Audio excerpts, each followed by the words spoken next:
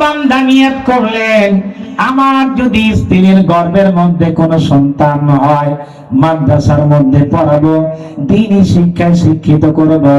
একবার আওয়াজ দিয়ে বলেন না সুবহানাল্লাহ।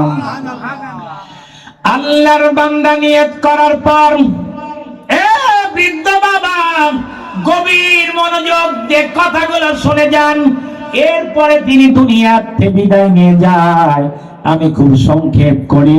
আমার ভাই সানোয়ার ইসলাম সাইফি মুফতি সানোয়ার সাহেব চলে আসছে, এর মানে হচ্ছে আমার আর সময় নাই।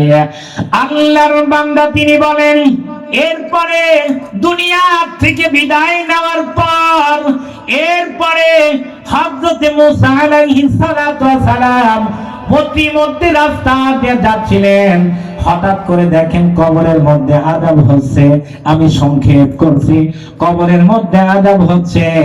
আবার কাজ ছেড়ে আসার পর ওই রাস্তা দিয়ে আসতেছিলেন, আবার দেখেন ওই কবরের মধ্যে আর আযাব নাই। একটু ভালো করে তাকান, এ বোলপাড়ার মা, এ পদ্মার আলের মায়েরা, বৃদ্ধ বাবারা, আপনার যদি একটা সন্তান আলেম হয়, এ বৃদ্ধ বাবা, আপনি মারা যাবেন, আপনার কবরের পাশে একটা বার যদি আপনার সন্তান হাত তুলে মালিকের কাছে যদি বলতে পারে, আল্লাহ আমার বাবার কবরখানা জান্নাতের বাগান করে দাও, আল্লাহ বলে ফেরেশতারা ওই সন্তান হাত তুলে দিয়েছে, সন্তানের বরকতে ওই আব্বা আম্মার কবরখানা আমি জান্নাতের বাগান করলাম। একটু আওয়াজ দিয়ে বলতে পারেন না সুবহানাল্লাহ। আল্লাহর বান্দা আর 2টা মিনিট লাগবে। মুসা আলাইহিস সালাতু ওয়াস সালাম আবার যখন দেখতে পেলেন ওই কবরের মধ্যে আর আযাব হচ্ছে না, ওই কবরের মধ্যে আর আযাব নাই, হযরত মুসা আলাইহিস সালাতু ওয়াস সালাম জিজ্ঞাসা করলেন, ও ভাই, আমি যাওয়ার সময় দেখলাম তোমার কবরের মধ্যে আযাব হচ্ছে, এখন কেন আযাব নাই?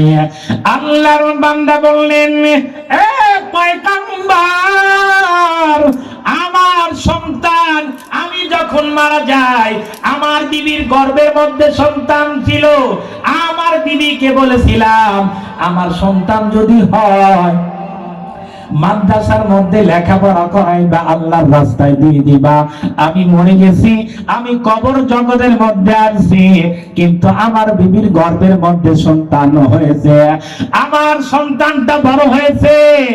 আজকে আমার সন্তানকে আমার বিবি মাদ্রাসার মধ্যে দিয়েছে, আজকে মাত্র মাদ্রাসার মধ্যে গিয়া আল্লাহর কালাম থেকে বিসমিল্লাহ বলে পড়া শুরু করেছে। আল্লাহর কালাম বিসমিল্লাহ বলে পড়ার কারণে আল্লাহ রাব্বুল আলামিন আমার কবর আযাবটা আল্লাহ পাক নাজাত করে দিয়েছে। একবার আওয়াজ দিয়ে বলেন না সুবহানাল্লাহ। লিল্লাহি তাকবীর।